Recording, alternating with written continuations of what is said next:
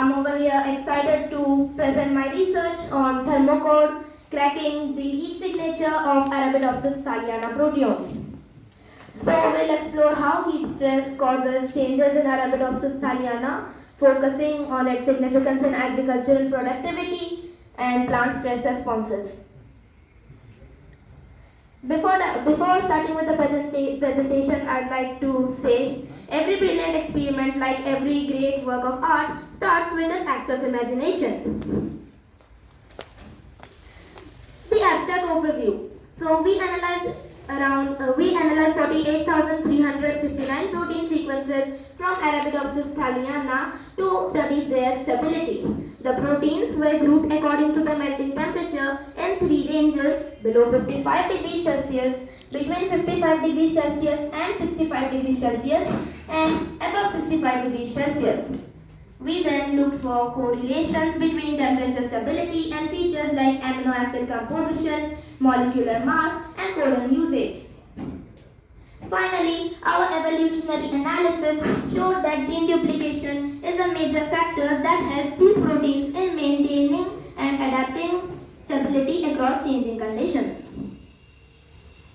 Now, let's dive into the importance of melting temperature. The Tm, melting temperature, reflects the protein stability under thermal stress.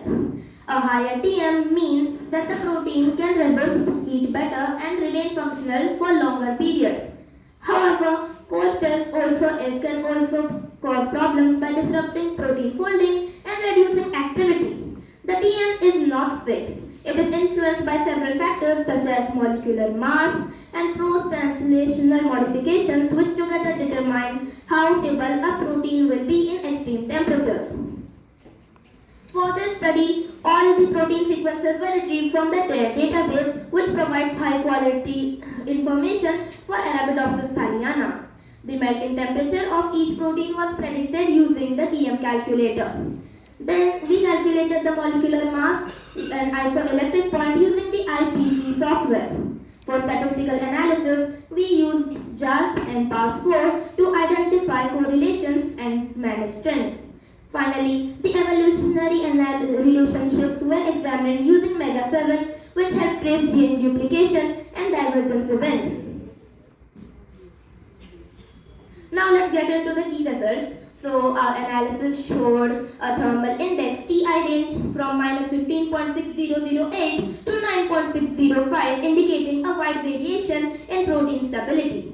When grouped by melting temperature, we found 4,893 proteins below 55 degrees Celsius, 22,826 proteins between 55 degrees Celsius and 65 degrees Celsius, and 20,640 proteins above 65 degrees Celsius.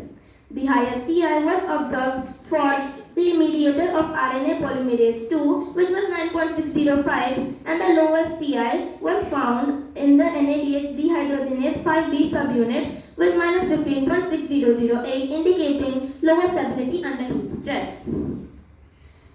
When we compared the amino acid composition across different Tm groups, we found clear trends. Amino acids like alanine, aspartic acid, glutamic acid, etc. increased with the increase in Tm, which showed that they are heat stable. On the other hand, residues such as cysteine, phenylalanine, and tryptophan decreased with the increase in Tm. Out of all of these, tryptophan showed the lowest presence in high Tm proteins, suggesting it may negatively affect thermal stability. This graph down here shows us the amino acid composition percentage according to the Tm groups that we have classified. The molecular mass of Arabidopsis proteome in our dataset ranged from 0.149 kilodaltons to 611.888 kilodaltons, showing a large size variation among Arabidopsis proteins. Interestingly, in the 55 degrees Celsius to 65 degrees Celsius group had the highest average molecular mass, suggesting that moderately stable proteins tend to be larger. The isoelectric point values range from 2.753 to 12.749. Now these two graphs here show us the melting temperature, the molecular mass and isoelectric point, average molecular mass and isoelectric point according to the TM groups. Then we did a correlation study to understand the melting temperature related to isoelectric point or molecular weight, and we found out that molecular weight has a positive correlation with TM, whereas isoelectric point has a negative correlation. To better understand the factors affecting protein stability, we applied machine learning approach. Machine learning models specifically boosting regression and decision trees. These models reveal that molecular mass has a strong positive influence on melting temperature. Heavier proteins tend to be more heat stable. In contrast, the isoelectric point showed minimal impact on TM. Additionally, network analysis confirmed a strong link between molecular mass and TM, emphasizing mass as a key predictor of protein's thermal stability.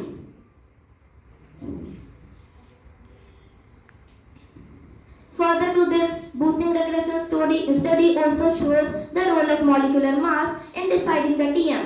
In the relative influence, we can see that kilodalton has more influence than that of isoelectric point.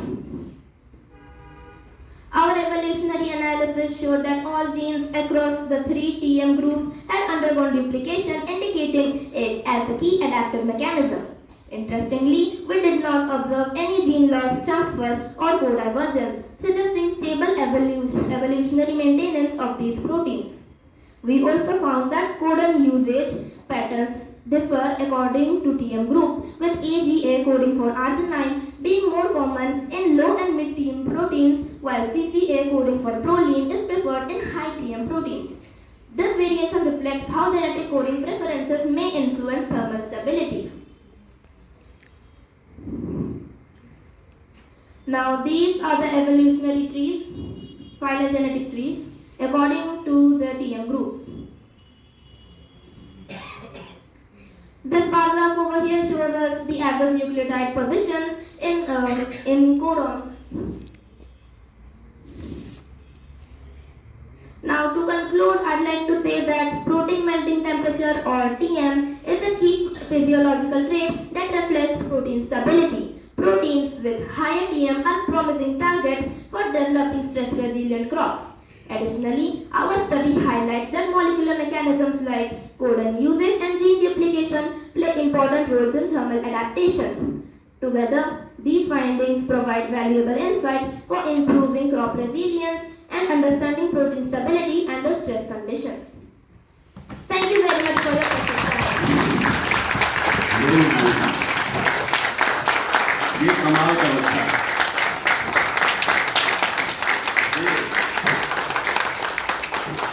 Mohanta, इसके last में अगर L लग जाए तो कमाल का। बेटा तुम बोल रहे थे मन में कभी आया ही नहीं कि लगता था बोलते रहो और देश के भविष्य नहीं है और लग रहा था कि अभी 1-8 घंटे तुम्हें सुना जाए और जब भी अपना बायोक्रूज का इस तरह का इस बच्चे का प्रेजेंटेशन दिया जाए और छोटे-छोटे और बच्चों को इनसे एनर्जी मिलेगी और लगता है कि नहीं कुछ हो देश के लिए तुम बहुत आगे कुछ करोगे। Thank you sir. लग रहा है कि आज पहले करते हैं सुबह से बैठे थे सर से पूछा यार सर कहेंगे अभी मैं 10 घंटे बैठ सकता हूँ तुम्हें सुनना हो। I wish to compliment the BioClues for keeping such a provision and कभी बेटा तुम पीछे मुड़ के नहीं देखोगे।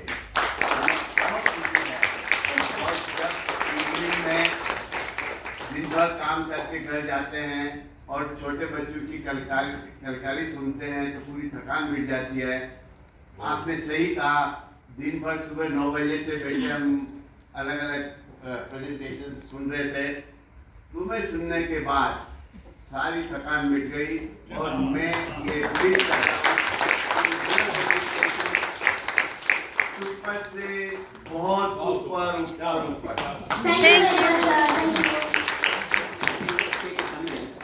I don't know if you know the meaning of this standing ovation better. This was a wonderful thing. In fact, full credits to his parents and his mother who has come all the way here. हम bioinformatics for school children 6-12 modules हम पढ़ाते हैं बच्चों को। 13 modules लेके another 6 weeks तक हम सिर्फ hands on देते हैं, but all the work as he himself has done, and I can bet you can ask him any question, he can answer it. Any question right from Meltome, क्या चीज़ है, वो बता सकता है, and thanks to his father Tapan Mohanty, who is a scientist who has mentored him. So full credits to him. And with this, with this kind invitation, I'm taking, the time of Jan and Secretary Manjri as well. He is welcomed as a life member of BioClues, and he'll be getting a wonderful T-shirt, a photograph, and I'm sure we want your children also to join our events, and we can probably say that we have finished 10 modules and we have mentored more than 3,000 young children. Thank you so much.